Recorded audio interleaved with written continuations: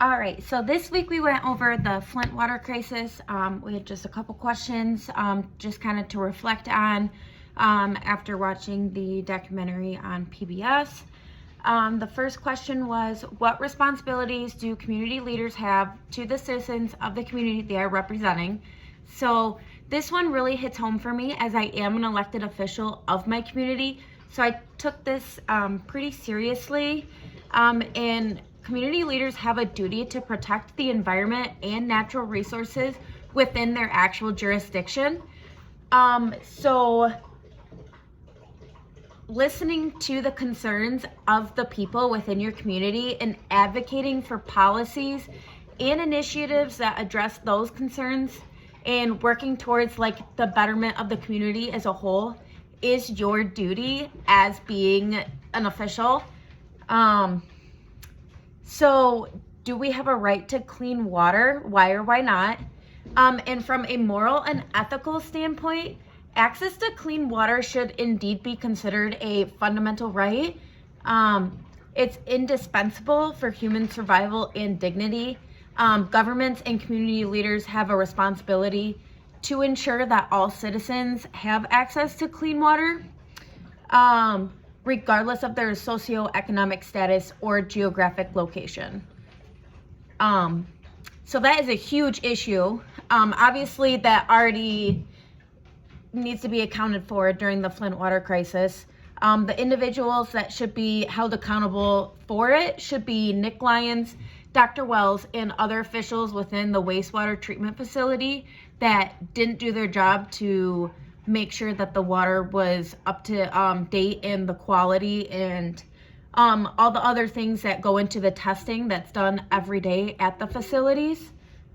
Why should those individuals be held accountable? And I think officials within the Flint Water Utility also share that responsibility for the crisis. So individuals who were found to engage in that criminal conduct and the negligence or misconduct of not giving out the information if they did catch that data, and not giving the community the time to put out boil water advisories or certain things like that. I think that they're already in misconduct for.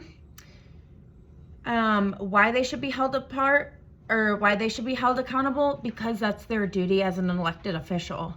And for most of them, that is their job, and they're paid, and your tax money is paid to them for their job. So that is their job. That's just, they did not do it properly, and they need to be held accountable. What should be their punishment?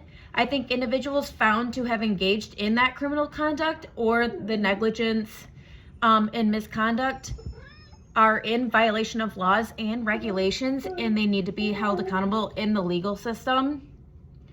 So the overall punishment for them and the people responsible in the Flint water crisis should be with the severity of their actions and the harm caused to the community members and the people that have passed away. So 12 people passed away during the actual outbreak, and then like now the numbers are like 20 some odd people that have actually passed away from the disease and from like collecting like pneumonia and stuff like that, and from all the other public issues and stuff that they've gotten from it.